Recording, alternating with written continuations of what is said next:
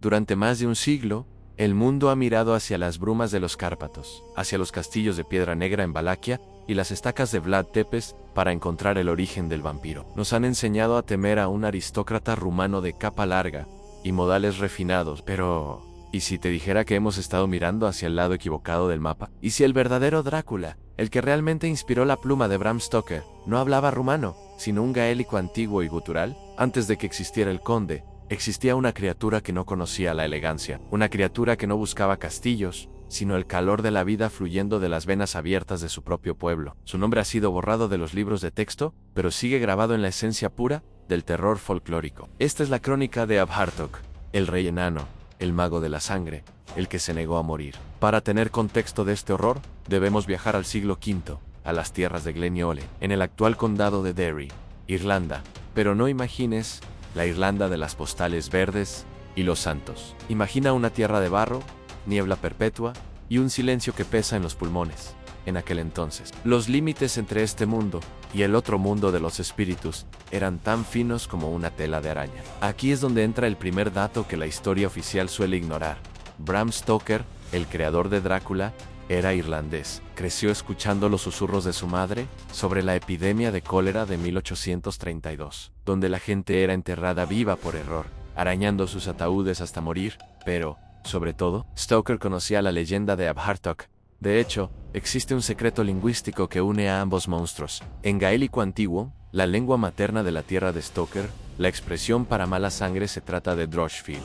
Pronúncialo despacio. Drácula. La fonética no miente. El nombre que aterroriza al mundo no nació en las montañas de Transilvania, sino en los túmulos húmedos de una isla celta. Abhartok no era un hombre común. Las crónicas lo describen como un ser de estatura corta, casi deforme, pero con una inteligencia oscura que superaba a la de cualquier guerrero. No gobernaba por linaje, sino por miedo. Se decía que era un ser que ya en vida tenía un pie en la tumba. Los druidas susurraban que practicaba la magia de las sombras, que podía hablar con los cuervos, y que su propia sangre era negra y espesa, como el aceite. Su crueldad en Glenyalin se volvió legendaria. No pedía oro, pedía sumisión absoluta, pero su sadismo tenía un límite para la paciencia humana. Los clanes, desesperados, llamaron a Catán, un guerrero cuya espada era tan pesada como su determinación. Catán hizo lo que cualquier hombre de honor haría.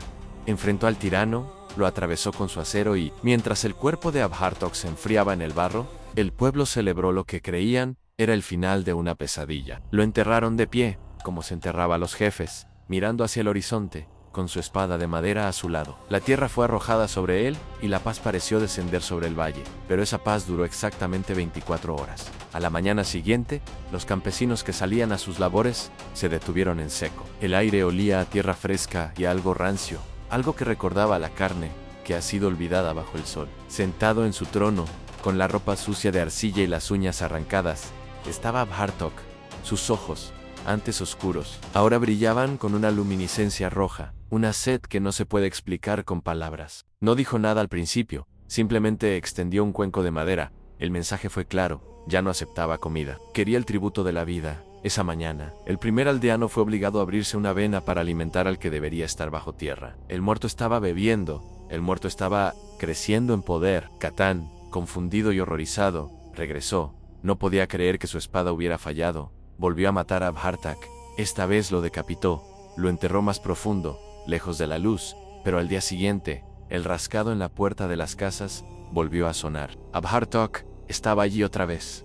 Cada vez que regresaba, era cada vez menos humano, su piel se volvía más pálida, sus dientes más afilados, y su demanda de sangre más voraz. La psicología del terror aquí es profunda. No era el miedo a la muerte lo que atormentaba a Glenyolin, sino el miedo a que la muerte no fuera el final. Abhartok representaba la ruptura de la ley más básica del universo. Lo que muere, debe quedarse muerto. Desesperado, Catán no buscó a más guerreros, buscó a los sabios. Encontró a un ermitaño que vivía en una cueva de espinos. Un hombre que recordaba los días antes de que la cruz llegara a la isla. El sabio le reveló la verdad prohibida. Abhartok es un muerto viviente que se alimenta de la esencia vital de su linaje. No puedes matarlo con armas de hombres, porque él ya no pertenece al reino de los hombres. El ritual para detenerlo era tan oscuro como la criatura misma. El sabio le dio 3 instrucciones que cambiarían la historia del folclore para siempre.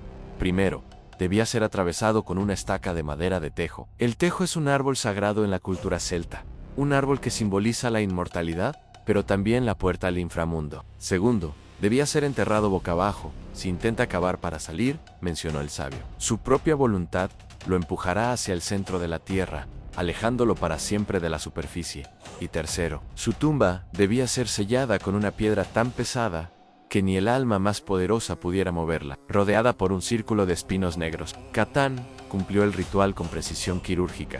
La batalla final no fue una de gloria, sino de asco y pánico. Dicen que cuando la estaca de tejo entró en el pecho del no muerto, el grito que soltó Abhartok no fue humano, fue el chillido de 1000 almas atrapadas. Lo arrojaron al foso, boca abajo, con la cara hundida en la suciedad que tanto anhelaba abandonar. Colocaron la gran losa de piedra conocida hoy como Lich Tabhartok. La leyenda dice que el silencio regresó, pero es un silencio engañoso. Avanzamos en el tiempo, estamos en el presente. Si viajas al condado de Derry, cerca de la ciudad de Erigal, encontrarás un campo solitario. En medio de ese campo hay un árbol de espino viejo, retorcido, con ramas que parecen dedos huesudos, suplicando al cielo. Debajo de ese árbol está colocada la lápida, la piedra de Abhartok. Aquí es donde los datos curiosos se vuelven escalofriantes. En el año de 1997, unos trabajadores intentaron limpiar el campo y mover la piedra con maquinaria pesada. Se dice que la cadena de la excavadora se rompió inexplicablemente 3 veces.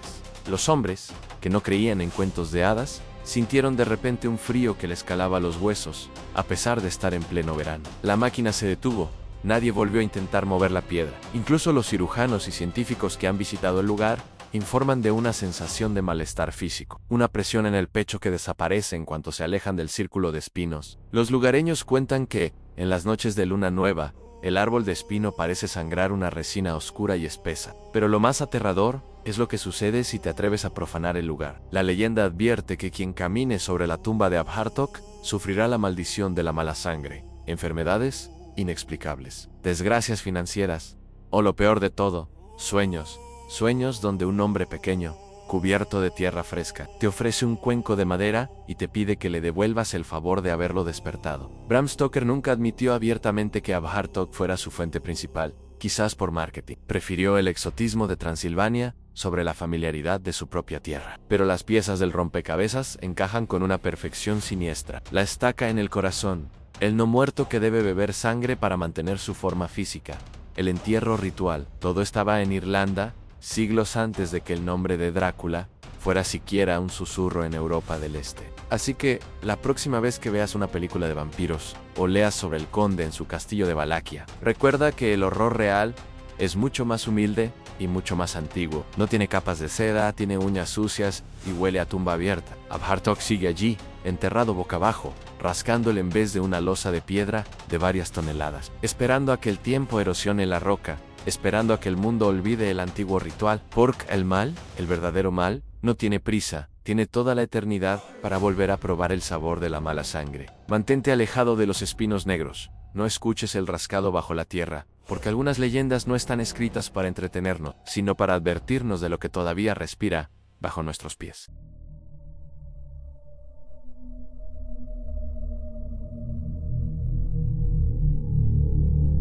¡Ah!